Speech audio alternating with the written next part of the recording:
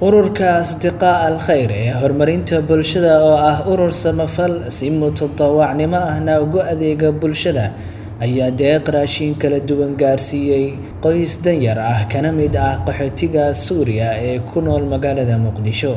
ururka oo dhawaan baahiyay xaaladda qoysas haysata duruufo adag ayaa waxaa ka soo jawaabay dad muxsiniin ah oo ka damqaday xaaladda qoyskan. maanta jimcaha qorsheen wuxuu yahay in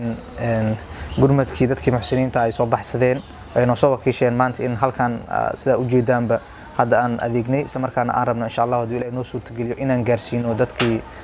masaakiinta walaalahayna Suuriyaanka loogu talgalay marka insha Allah ta'ala maanta ujeedadaan u socno waa intaas.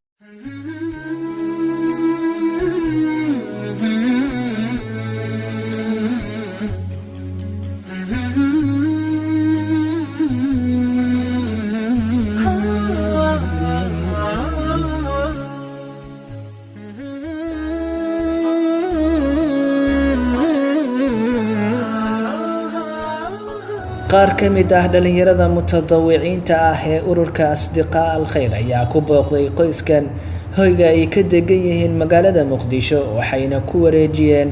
deeqda raashinka ah oo ka kooban bur, bariis, sokor, saliid, timir, joodariyaal iyo waxyaabo kale.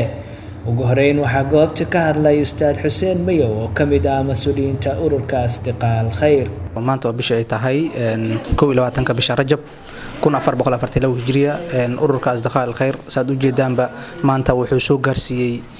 deeqdii ka timid dadkii muxsiniinta ee baxsaday ay soo gaarsiiyeen dadkii walaalaheena Suuriyaanka ahaa sida warbixinteena hore aan u sheegnaba qoysasku way badnaayeen la weyne kala daruufo badnaayeen maanta qoyskii ugu liitay aan Ilaahay noo suurtageliyay inaan gaarsiino qaybtii koowaad ee deeqdii ka timid dadka muslimiinta ee muxsiniinta baahidooda intaan way ka balaaran tahay dadkan wili qoysas kala jira oo aad u dhibaataysan marka insha Allah maanta Ilaahay wuxuu noo suurtageliyay qaybtii koowaad inaan soo gaarsiino qoyskan oo ah qoyskii markaas ugu liitay oo caruurtooda dhulka ay jiiftay sidii warbixintii hore aan ku sheegnayba marka insha Allah ta'ala dadka muxsiniinta ah waxaan u sheegaynaa in bishan ay tahay bish Rajab ay kamid tahay bilaha xurmada leh afarta bilood xurmada leh oo nabiga sheegay alayhi salatu wasalaam oo amal kasta khayr walba la sameeyana ajirkeeda iyo khayrkeeda thawaabkeeda inuu laba laab yahay marka dadka muslimiinta waxaan u sheegaynaa dadkan walaalaheena ah soo barakacay oo maanta dhibaatada wadankooda ay ka jirto in ay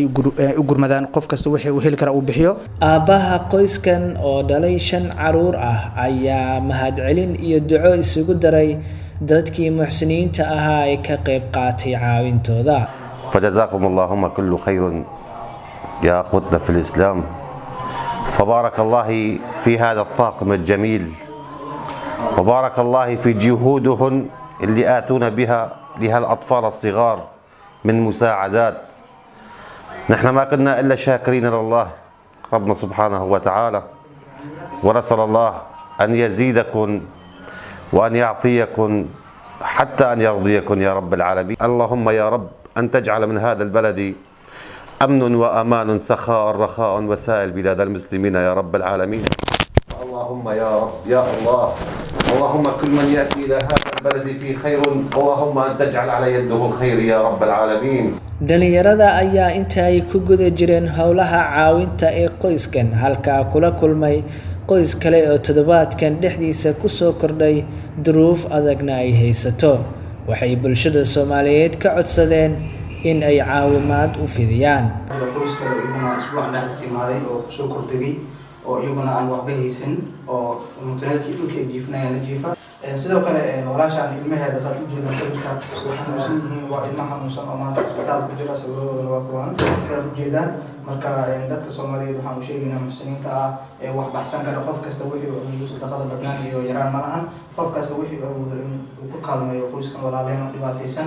deeqdan ayaa ku soo aadaysa xilli xaalad adag ay ku jiraan walaalaha Suuriya ee ka soo haajiray dalkooda kuna sugan magaalada Muqdisho ayna u baahan yihiin caawimaad.